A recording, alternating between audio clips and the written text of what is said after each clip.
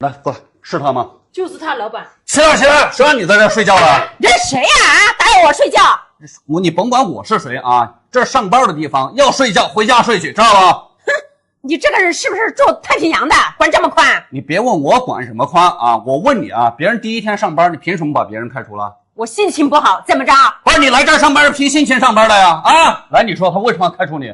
我上班第一天，他就让我去给他买华子。你说这样子的人配当管理吗？你会不会说话？你干什么呢啊？我告诉你啊，员工来到这个地方是来工作的，不是来听你使唤的，更不是来伺候你的，更不是随意给你买东西的。我告诉你啊，这么嚣张目无跋扈的啊，是不是后台进来的？走后门进来的？什么后台后门进来的？我可是堂堂正正从大门进来的。别跟我费那么多话啊！我问你啊，如果有后台，后台是谁？直接告诉我啊！哼，我告诉你也可以啊。你在这里给我竖起耳朵，好好的站稳呐，别吓着你。来说。这里的厂长二把手可是我的表哥。哼，一个厂长表哥就把你嘚瑟成这样了，那真要老板是你家什么亲戚，你不在天上飞好几圈啊！我告诉你，你知不知道厂长的工资是谁发的？谁发的？你还不会说是你发的吧？厂长的工资就是我发的啊！我现在明确的告诉你啊，赶紧把你厂长表哥叫过来啊，好吧？你以为我的厂长表哥是谁想见就能见的呀？你不叫是吧？哼，那肯定的。你不叫我来叫了啊！你给我等着啊！来，你给我等着。还装模作样的。喂，还在这里装模作样的，我告诉你，我现在就去找我的表哥，把你们两个都开除了。可是你看一会儿谁开除谁啊？是这样啊，你放心啊，在这儿好好安心工作，有我在这儿一天，没有任何人有权利开除你，知道吧？以后有遇到这样的事儿，第一时间来找我，好吧？好的，谢谢老板。行，没事，下去安心工作吧。张姐，你昨天请客户吃饭一共花了多少钱呢？我现在转给你。好的，老板。昨天吃饭呢，一共花了是3990，一条烟的话是2880，还有2套化妆品是1700块钱，饮料的话是35，一共你就给我10322，就给我10030就可以了。行，这个钱我1分不少的转给你了啊，你明天不用来了。为啥呀？不是你干嘛呢？我在整理衣服呢，老板。不是，我不是问你整理衣服，我说你刚才手在干嘛呢？没有干嘛呀，老板，我让你签字呢。签啥字？我现在不是说看签字的事儿啊！你当着我的面你拿钱，你当我眼瞎呀？你干嘛呢？我没拿你的钱，老板。不是你还没拿，我2个眼睛都看见了，你还没拿。你怎么能证明我拿你的钱呢？是不是，老板？不是，这还要什么证明？我2个眼睛都看着你，把钱放到你后面去了，还要我证明？就算我拿你的钱又怎么样呢，老板？还拿我的钱怎么样了？你拿我的钱，你还有你了啊？我怎么有你了？我拿你的钱怎么了？还怎么了？就算我拿你的钱怎么了？这个钱又不是你的，还不是我的啊！这放我桌子上，我刚拿出来，它不是我的。这是我刚刚在银行刚取的1万块钱，怎么可能是你的呢？你还在那狡辩是吧？啊！你怎么能证明这1万块钱是你的？让我证明是吧？行，我就今天让你证明看看。来，屏幕前的家人们啊，你们有谁能证明这个钱就是他拿的？他还死不承认，好吧？路过的好心的啊，大哥大姐、叔叔阿姨们，好吧，请你们帮我证明一下，好人一生平安，谢谢大家。保洁，臭保洁发工资了啊！发工资不准领，还我给你送过来，你面子多大呀？啊，还拿着，这是你的5000块钱的工资，你拿好了，知不知道？还感谢，就这样感谢，你挺鸡贼的啊！感谢，不知道表示，还非说几遍了，听，这100块给我干嘛呀？打发叫话子呀？要饭的呀？你家一小孩这么高的，那你挺能生的，生几个呀？啊，还生3个，养不起了，那1个就不生，你还生3个啊？养不养得起关我啥事？我不跟你说了啊。你这个100块钱啊，你还挺瞧得起我啊。我告诉你啊，我这现在换季了，我想去换一身行头，好吧？我前天在商场去看到一套衣服很漂亮的，我这个衣服穿了好几年了，你就跟我赞助一点，我去买一套。我的工资确实发了，但是我舍不得啊。别动，我拿一点。这一点大概买了一套衣服来凑合着可以买着啊。然后这个衣服搭上了鞋子要搭配，对吧？那么我再买一双鞋子，这个钱肯定就不够了。那再来一点，好吧？别动，来。哎呀，叫啥呀啊！这个买鞋子应该够了。我看你这个有300-400块钱够了。你看公司包吃包住，对吧？啊，然后我把你介绍过来，风不吹雨不晒的，是不是啊？所以说你这个也挺可以了啊，好好工作啊。等一下，王主管，干嘛呢？哎，老板好。发工资了？是的，我在跟这个大姐发工资了啊。我看你这手后面是干嘛的呢？啊，这是我的钱，我也发工资了。你的钱呀？是的。你发了多少啊？我这个月我发了19800。19800，这么多呀？是的，这不是老板待遇好嘛，是吧？啊，老板平时还是挺关照你的吧？对的对，老板对我们没话说。啊，是这样啊，我突然想起来个事儿。啥事今天晚上呢，那个隔壁省的那个张总啊，到时候要来咱们这儿，你知道合作10多年了，是不是？我知道知道。关键呢，最近老板手上呢手头比较紧张，是不是啊？他来了，怎么着也得请他吃个饭，是不是这个道理？所以说看能不能挪一点钱呢，请我去吃个饭，老板，是不是？你这么大个老板，你能看得起我们这个小钱吗？是吧？一样啊，我现在不是手上紧张吗？刚才不是跟你说了吗？而且这张总还有一个爱好，是不是？他一般吃完饭就喜欢去唱个歌，是不是？他唱歌肯定还得来一点，是不是？对不对？老板，你真的拿太多了，那多了一样的嘛，是不是？老板平时也挺照顾你的呢，是不是？这个就不说了。对了，还有那个张总，他一般的啊，唱完歌之后还有一个爱好，他喜欢按个摩。那你看一下啊，这个应该就差不多了啊。不是老板，你把我的钱都拿没了，我这没钱了。你这没钱了啊？这是你的钱吗？那我在我手上你拿走的呀？那在我手上也是我的钱呀，是不是？那这是以你自己的全职在我手上拿走的吗？那你这个钱到底是你的是谁的啊？我刚才在后面看的都一清二楚啊！6000块钱的工资，保洁一个月辛辛苦苦的啊，为自己创造的这点价值所剩的这点工资啊，被你扣的剩多少了啊？300块钱啊！人家一大家子还怎么生活呀？哎呀，老板，你看他是我带出来，是我老乡，在家里啊养鸡养鸭，一年都挣不到几百块钱，我把他带出来，你看1年12个月，这几百块钱，一年就几千块钱了，这不错了。还你带出来了，你还好意思说这个话啊？既然是老乡来到工厂了，你更应该的是从背后去帮助他、关爱他，而不是在背后打他一枪啊！这就是你所谓的老乡，还你带出来了，还一直说你对他好，你对他好什么呀？我问你，怎么不好了？这是啊，好什么呀？你说呀，你哪里好了啊？这，你看我把他带出来，这有吃有喝的，还每个月还剩一点钱，还有吃有喝，你还在这冥顽不灵答应你人，你不是对他好吗？是吧？来，多了我也不想多说了呢。打来的活来，给我干2个月来，你不是对他好吗？不是老板，我是做管理的，你让我做他的活。我告诉你，这个扫把你要接着你就接着啊，你要不接着啊，你可以现在直接收拾东西啊，去财务那儿结完公司跟我走人。那我做多久呀？你做多久？2个月的时间啊！我告诉你啊，他来到这儿本来都是从五湖四海是吧，千里迢迢背井离乡来到咱们工厂是吧，都不容易是不是？自己每天起早贪黑的，1个月也就6000块钱啊！你作为老乡，你就磕了这么多钱，你又没有想过，他到这个年纪了，他也有老人，他家也有子女啊！你想想他又怎么该生活呢？他有可能这6000块钱是他家唯一的一个经济来源，你有没有想过啊？还你在那说怎么着干这个保洁，你还心里不是特别舒服啊？感觉丢女人似的啊？那肯定了，我是那还肯定的啊！人重要的是心灵上的美，而不是外表上的咋咋呼呼。职业不分高低贵贱，只有人品才分3、6、9等。人家保洁阿姨怎么了啊？他们每天起早贪黑的，是吧？为大家创造一个良好的办公环境，把大家的办公室是吧，工厂的区域部分是吧，打扫得干干净净，是不是？是值得可敬可佩的啊，而不是你所带的这种肮脏想法，知道吧？我告诉你啊，能干就干，赶紧拿着走啊！不能干的话啊，你直接跟我走人啊！我干。那不好意思啊，大姐啊，你这事儿为什么不早跟我们说呢？你这事儿可以找厂长啊，也可以找我呀，知道吧？办公室就在这一层，是不是？那你先把钱拿着，知道吧？能不能听懂我说话？你再记住啊，你是不是卡还没办呢？我看怎么发的现金呢？没有办卡是吧？你记住啊，厂长人也还是不错的，知道吧？有事儿今后第一时间去找厂长或者找我，然后这样呢，我带你到财务那儿去呢，把你卡先办了，是不是刚来没2个月呀？走，先走吧，走。哎，怎么玩手机呢，小李？严总，你来了啊？那个正好我有个事跟你说一下。什么事儿？就是我打算这2天我就不做了。怎么不干呢？在这干这么长时间也都挺稳定的，这工资差不多每个月基本上都挺稳定，有个1万左右了。是的，我也感觉就是说在这里干了这么长时间的，然后每个月的工资的话也不低。是因为这样的，就是说那个今年我回家不是要结婚嘛。然后老家的房子呢，到现在还没买，没买房是吧？对，所以感觉个人的一个压力比较大，然后的话我也想去摆一下地摊儿，因为去年我家亲戚在老家那边摆摊的话，我看他都已经买了2套房了。对，这个摆摊你要是掌握技巧，熟练好了，确实也能挣得很多。对，所以我也想去学习一下，行动一下是吧？对，不然跟家里商量好了，自己也决定好了是吧？对，已经商量好了。行，那这2天你还是先正常工作，你这样一会儿下班之后上我办公室来一趟，好不好？好，行，你先别玩了，先工作了。好。那个小李刚才在工厂听你说，就是确定已经这个事儿定了，想回家跟你朋友去摆摊。是的，严总，已经确定了。确定了。你那个朋友他之前摆摊，他一直是做什么产品的呀？卖什么的呀？是？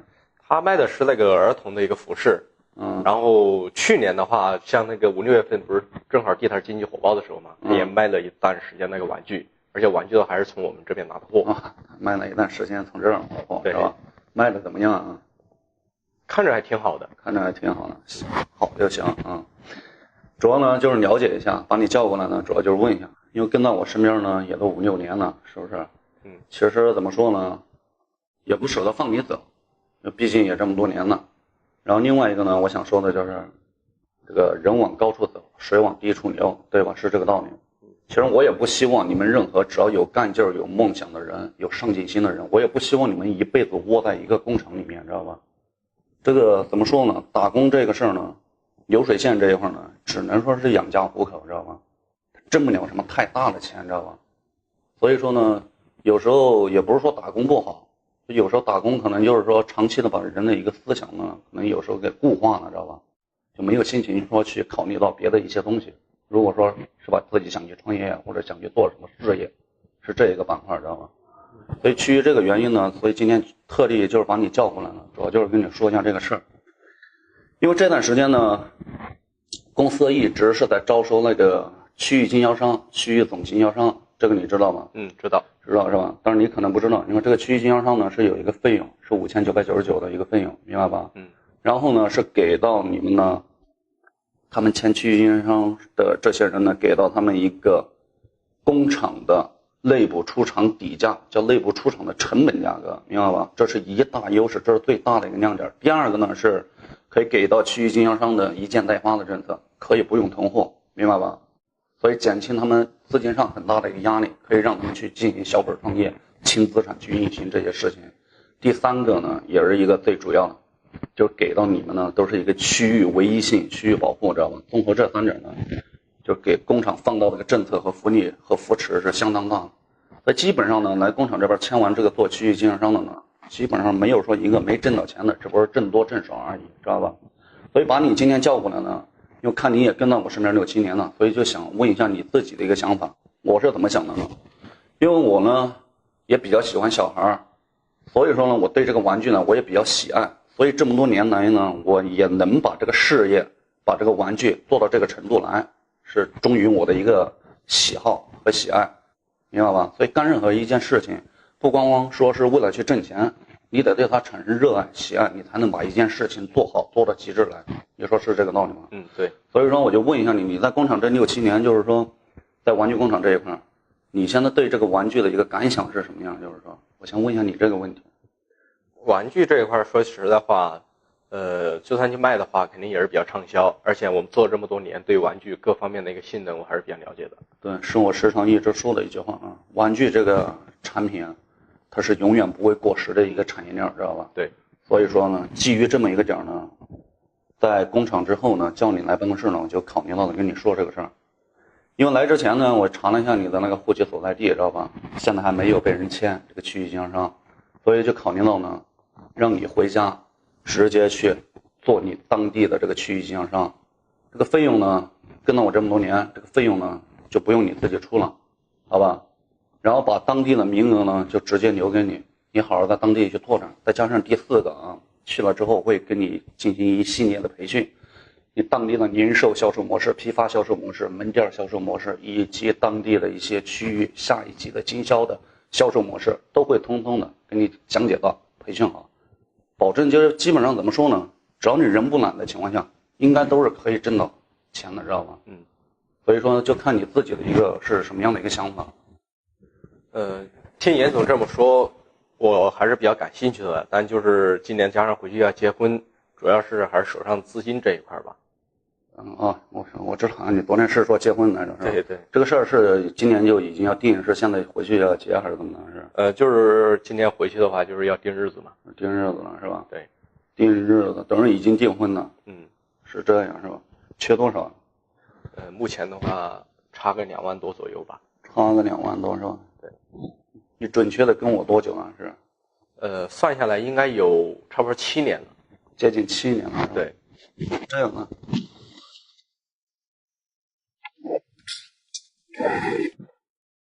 我直接给你拿3万了，好吧？那这都不好意思啊。没事呢，这个钱呢也不算你借的，好吧？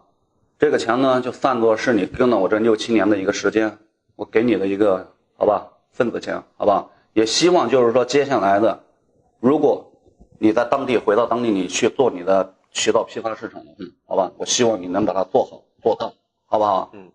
行，拿着吧，那你先这样，好吧？行。然后明天呢，你去把你工作那边交接一下，交接完了之后呢，明天到公司来跟市场部的负责人，好吧？跟他正式交接一下，确定你当地的区域的一些事情，好吧？好。行，那你先这样，好吧？谢谢。好好干啊！好。你看一下，咱们这个对账单出来了。哦，来看看你的在哪里啊？你看哪个？我来找一找。这个是我的，来，我看到了你的呀。对。哇，你怎么这么多呀？哦，是啊，怎么是5700多呢？我记得好像是2800多呀，是不是弄错了？你的也太多了。哎，我的是1290，你的5700多，天哪！你好厉害呀！这个不知道哎。哎，老板忙着呢。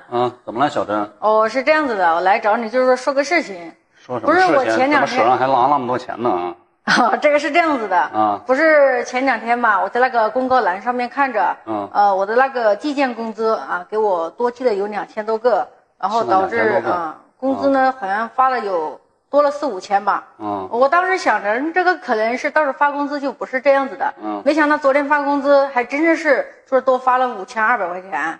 是这样是吧？就是说我想了一晚上，都是在外面工作的，我也不知道是主管还是哪里出了错多发了还是怎么回事。我心里想着做了一晚上的思想斗争，然后呢这个不是我的我也不能要弄得我一晚上我都睡不着呢。所以说我今天一大早就赶紧过来，我说我把这个钱怎么样我都要拿过来给你的，这是5200块钱，你可以点一下。等于多记了2000多个件儿，对是吧？对。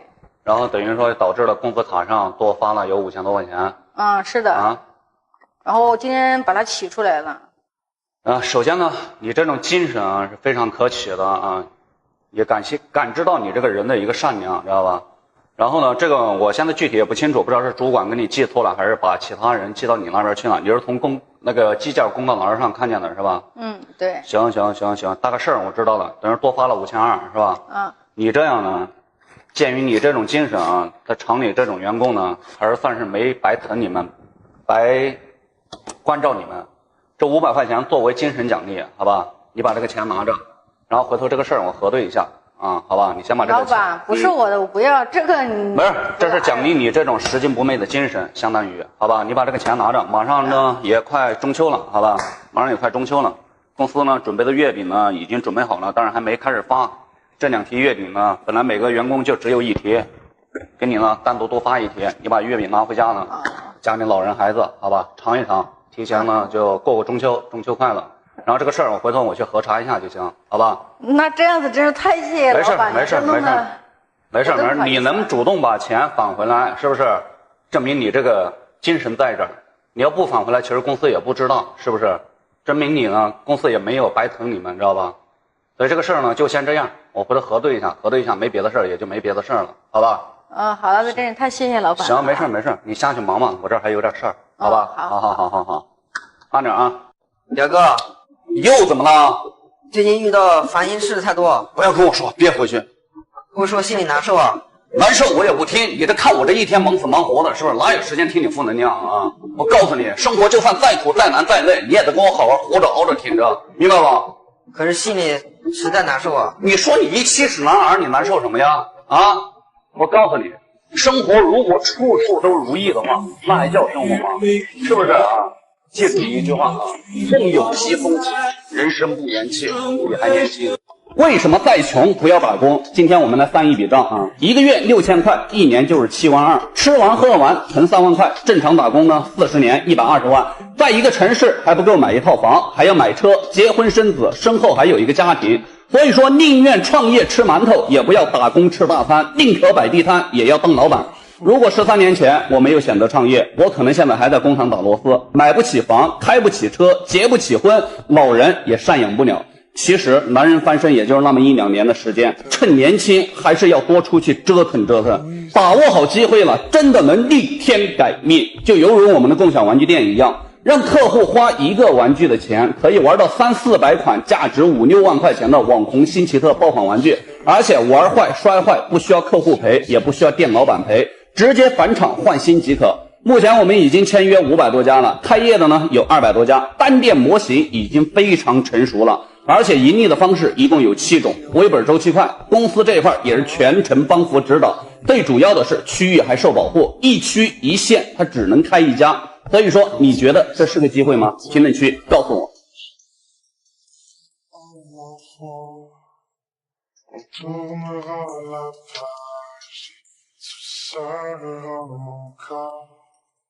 On partira à la nage, on aura la mer à boire, seulement peu de courage, alors viens jouer dehors, alors viens jouer.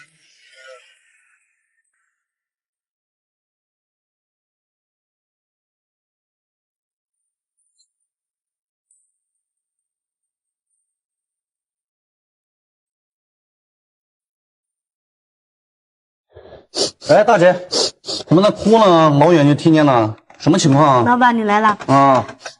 刚才我老公打电话，他把我数了一顿。数落你一顿，什么情况啊？又因为什么事儿？因为家的事呗。因为家里，来，先别哭了，来起来到办公室说吧，来，别哭了，来，大姐先坐了，先坐，先别哭了，我给你倒杯水啊。来，先喝点水呢。先别哭了啊！别哭了，不是到底什么情况？你这，因为刚才不是我老公打电话吗？他说让我回家照顾孩子，孩子马上要上学嘛。他为什么要你回家呀？就是因为孩子上学啊？这因为家里还有个老妈嘛。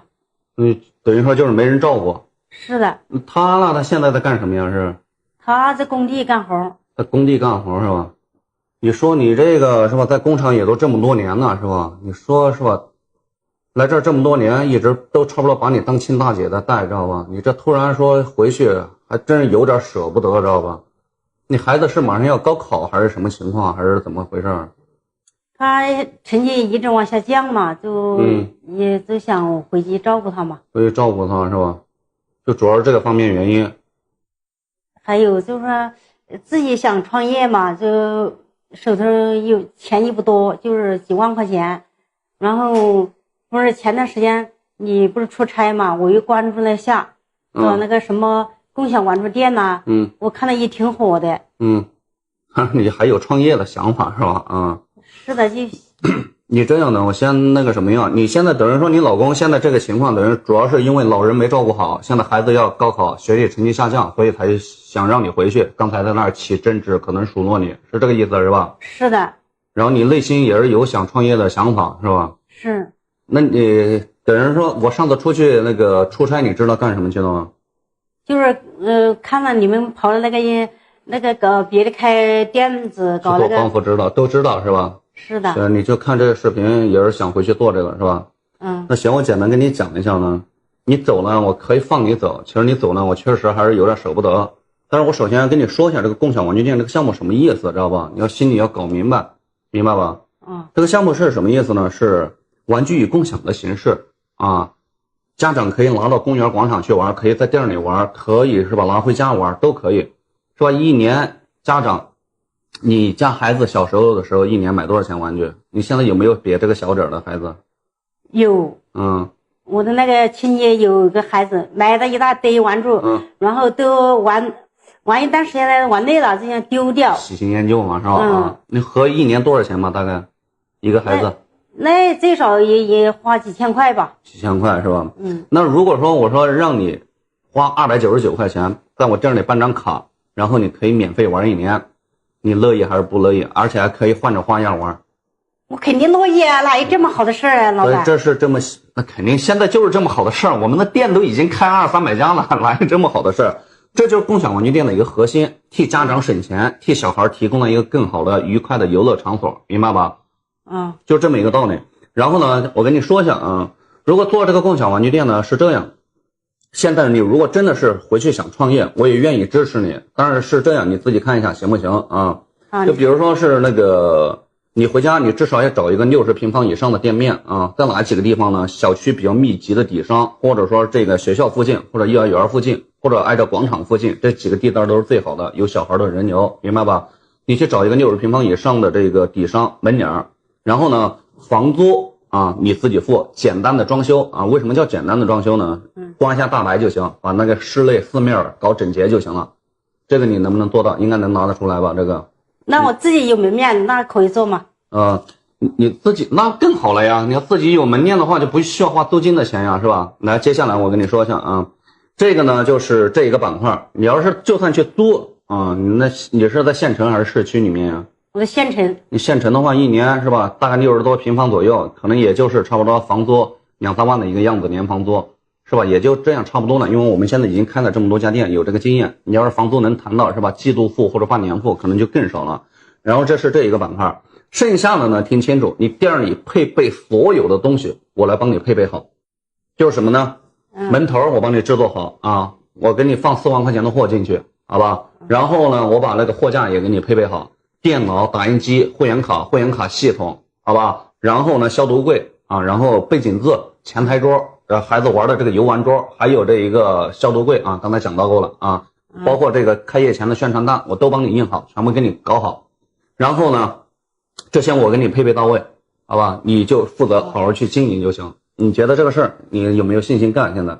那我肯定有想干的，那要花多少钱呢？那这个钱我现在不用你出，这事儿算你在我这儿干了这么多年，我扶持你来做这件事儿。但是有一点听清楚了啊，房租装修你自己付啊，这些费用啊，这些东西我来给你承担，给你配备到位，不需要你花钱。但是有一点啊，挣钱了咱们俩55分，你同不同意？同意，那肯定同意的。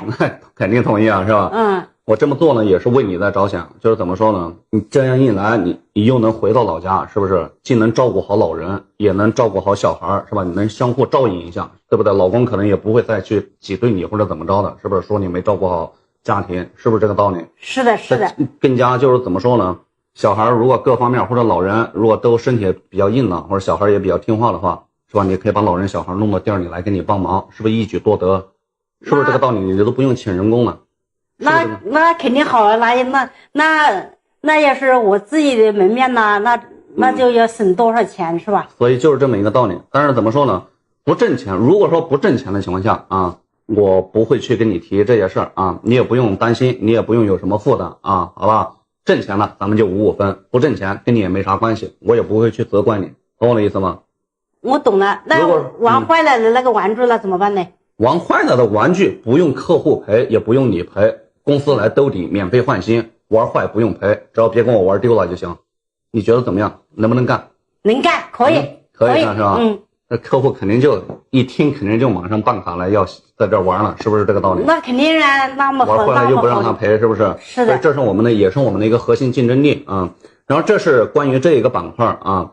那你看一下这个事儿，如果你决定好了，那咱们就按照这么执行，行不行？行，可以是吧？那我就有个事儿，我要跟你嘱咐一下，这个呢，创业呢不比打工上班啊，就是说什么意思呢？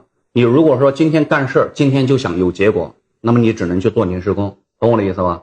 如果你这个月干完事儿，你这个月就想拿到结果，那你只能去工厂上班，明白吧？明白。创业呢，有可能是你前面1个月、2个月可能都不怎么挣钱，在前期在做铺垫，但是可能第3个月、第4个月能去挣到你比你以往可能1年、2年打工3年的钱都不止，懂我的意思吗？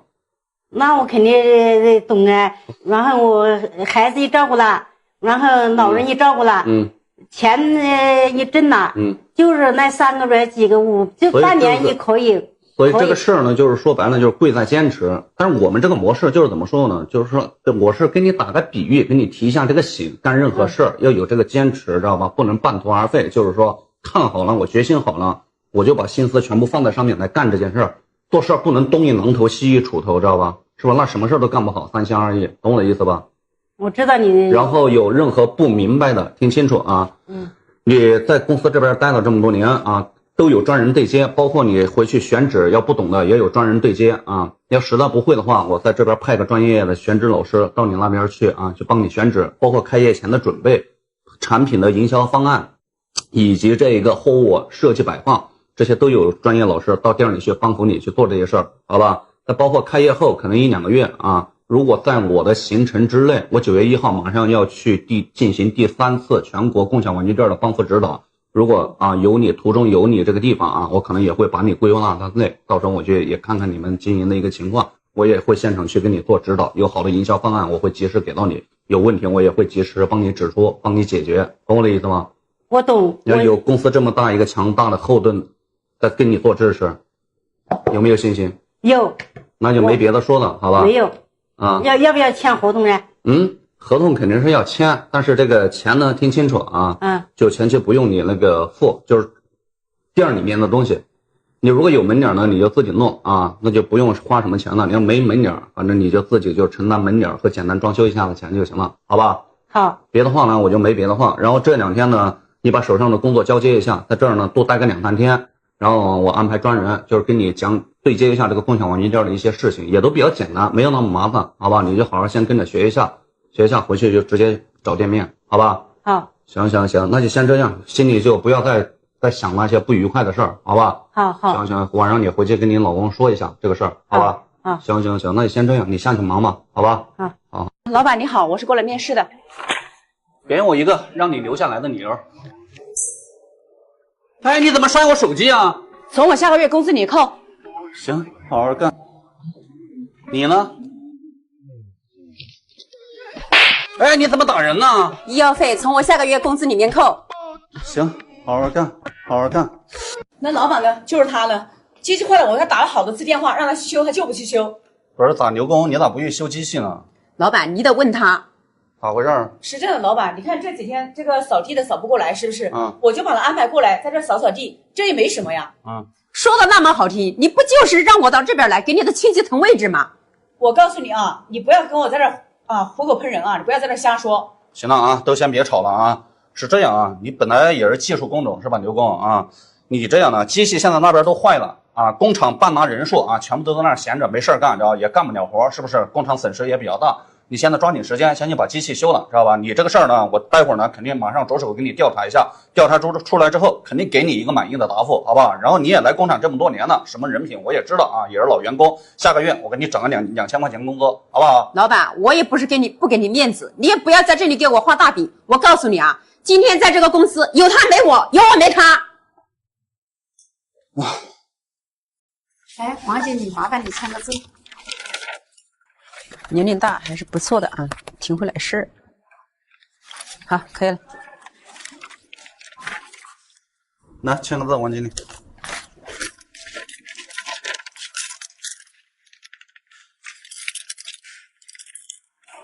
现在这年轻人一点都不懂事，拿走。怎么了，王经理？今天这个签不了。咋签不了？是资料没齐还是怎么了？那肯定呐，你没有看到吗？我这资料准备的挺齐全的呀。叫你拿走就拿走，一点都不懂事。你是不是今天第1天来上班啊？啊？怎么啦？怎么了？你不用来了啊，下午直接走吧。嘿，你不辞职不行吗？不行，老板。给你升职？不行。加薪？也不行。不是，你看你也来这儿这么多年了，是不是？工作上一直兢兢业业、勤勤恳恳，我也一直把你当做一家人来看待，是不是？现在工厂现在也这么忙啊。你说你为什么要辞职呢？既然要辞职，你给我一个理由。老板，我确实现在必须要辞职，因为我妈妈现在生了重病，然后现在在医院里面，她要做手术，我现在要回家去照顾她。是这样，你家里没有其他人吗？没有，老板，我就是我妈妈一手把我带大的，她就是我一个子女。等于说就是从小你跟你母亲2个人相依为命是吧？是的。不是，那现在病情很严重。对呀，医生说他马上要做手术，不然的话那个生命就有危险了。啊，我明白了，这也苦了你了。是这样呢，作为老板呢，遇见这事儿是吧，也不能袖手旁观。你这样呢，你那个母亲这一块呢，治疗费用够不够啊？还差5、6万。还差5、6万了。这样呢，多了也不多说，你来这儿也这么多年了呢，这10万块钱你先拿着，给你母亲回家先治病。老板，这不好吧？你看这么多钱，我现在我估计我母亲现在治这个病的话，估计一时半会儿我也不能上班，这个钱太贵重了。你听我说啊，这个钱给你拿着你就拿着，你也配拿这个钱。这么多年你在工厂的表现，我也一直知道，知道吧？你的人品呢，我也相信。这个钱是吧？你拿着先去给母亲治病，有钱今后还我，没钱我也不会找你要啊，好吧？你也不要有什么心理负担。但另外这个东西呢，我也给你直白说明了啊，这个辞职书啊，我是不会要的，知道吧？我现在当场给你撕了，你回去把病治好了，什么时候把你母亲身体照顾好了，你什么时候过来，时间不设限，好不好？那老板这么多钱，那我给你打个欠条吧。欠条不用，我刚才已经跟你说了啊，我信得过你，我也相信你的人品，知道吧？你搞欠条就欠外了，我也刚才一直跟你们说过了啊，你们是吧？五湖四海千里迢迢来到我这个地方是吧，也都不容易，我始终都是把你们当做一家人来看待。我让你写欠条了，成什么了？是不是？就有违我刚才说的那一句话，什么叫一家人？一家人就是要无私的去奉献，无私的去帮助，遇见了是吧？有困难一定要去帮的那一种，知道吧？可是老板，我妈妈如果就是手术做完了，她肯定康复后面还需要一段时间，我也不知道什么时候能来上班。我刚才不是跟你说了吗？时间给你不设限，知道吧？你什么时候把你母亲的病情照顾好了，一直是吧？她能自己生活自理了，你到时候再过来就行，知道吧？这个你都不要有任何心理压力，明白吧？那行，那太谢谢老板了。行，那没事，你把这个钱先拿着啊，回去先给你母亲治病啊。如果不够，你到时候直接跟我说，我再给你打，好不好？好的，好的，老板。那我今后等我母亲的那个病情好了，我一定回来好好工作，好好报答老板。行，我明白啊，我都知道啊。这个东西呢，我就撕了，当你面撕了啊，好吧？你就不要再提辞职的事了，好吧？行，那你直接回去，一会儿我让财务给你订张机票，你直接先回去照顾母亲。好的，好的，谢谢老板。行，来下一位领工资了。管理，我来领工资了。你来领工资了是吧？来，你看一下啊，你的工资，你是不是叫什么王露露？对，你看一下啊，你迟到2次，扣你200块，早退6次，600啊。怎么扣那么多？早退加迟到啊，你不说我还想不起来呢。还有一次啊，返工的1000块钱，现在返工没返完，先扣你1000，好不好？那我加班费呢？你先拿着，赶紧签字啊！这一个月挣几百块钱不错了，拿着，我没有什么加班费，这里都是义务。加班怎么没加班费啊？都是义务加班的，好吧？赶紧，这几百块钱都不想要，是不是？还不错，一个月有几百块钱呢。严总忙着呢。啊，对，我来领工资啊。今天怎么是你亲自发工资啊？对，现在正好在看你们这个，待会儿告诉你为什么我亲自发啊。上个月工资呢，差不多接近2万2了啊。然后呢，上个月迟到几次你知道吗？不知道，没算过。没算过啊。你早退有事几次你知道吗？啊，我给你算一下啊。上个月迟到了有12天啊，一天呢不扣你多的，扣500啊，好吧？早退你早退了8天啊，也不扣你多的，一天扣200啊，多少钱了？算了吗？差不多4000块钱了啊。然后呢，上次因为你的原因，有一批客户要的挺着急的货物啊，你下面的厂，你所主管的那个下面的厂下面的那个组啊，也没交上货来，导致了客户订单订了3个，退了3个。你说这个责任放在谁手上？啊，是不是跟你有原因？这个货物直接让公司损失呢，至少不下于10万的一个价值啊！我也不扣你多的啊，扣你5000块钱，没问题吧？啊，那你这样扣那么多，我这个月吃啥呀？你吃啥？你不是还有1万多吗？是不是？吃啥啊？为什么扣你知不知道啊？啊？不清楚啊。不清楚啊？那员工都反馈到我这儿来了，不清楚啊？一个老员工都48岁了啊！明明你们下面规定员工是吧，迟到1次罚个20块钱就行了是吧？早退有事的就不用罚是吧？有请过假的是吧？就算是因为有特殊原因他没有打报告是吧？扣也就扣20啊。那个女员工你扣了多少啊？还迟到1次罚人100啊。货物因为你自己原因你没有监督到位岗位上是吧？你直接扣人1000，还只是先扣1000。你别人一个月辛辛苦苦一个月发个几百块钱工资啊，人家是要生活了，人家要养家呀，上有老下有小的，是不是？多大岁数了？你有没有考虑过这些问题？啊？没想那么多。没想那么多？那谁让你私自违规的扣的？是你的主意还是谁的主意？啊？这是我自己的主意。那谁给你的权利啊？谁给你的权利？我问你啊。我只是想让他们长长记性。长长记性，胆子越来越大了，长长记性。我看我这么扣你一次，长你记性呢啊？服不服？啊？知道错了，知道错了啊！我不是有心要扣你啊，好吧？知道错了，知错能改是吧？善莫大焉。把那个女员工工资啊，她如果是有事儿请假的，是吧？就不要扣了。然后是迟到的这个，因为工厂有工厂规章制度啊，这个都无可厚非，20块钱一次，你别跟我搞到100块钱一次了，你搞100我扣你500一次，听见没有？把这个事儿处理完了，还有人家的工资剩余多少没发，该补过去全部补过去啊，好吧？补完了，把转账记录啊，过来给我看一下。完了，你的工资呢，我该发你多少是多少，好吧？如果没处理好啊，就按照刚才那么个记录给你扣就完事了。钱今天你就先别拿走，好吧？把事儿处理完了过来再找我，听明白没有？好了，杨总，我知道了。多站在他人立场上考虑一下，是吧？来到你下面呢，跟你在工作是吧？就是你手底下的兵，不管是出于工作还是人情这一方面是吧？你多给予一定的关怀，不能太死板，明白吧？行了，下去吧，不说别的了，把这个事儿处理完了过来找我。好，知道了，杨总，过去吧。好。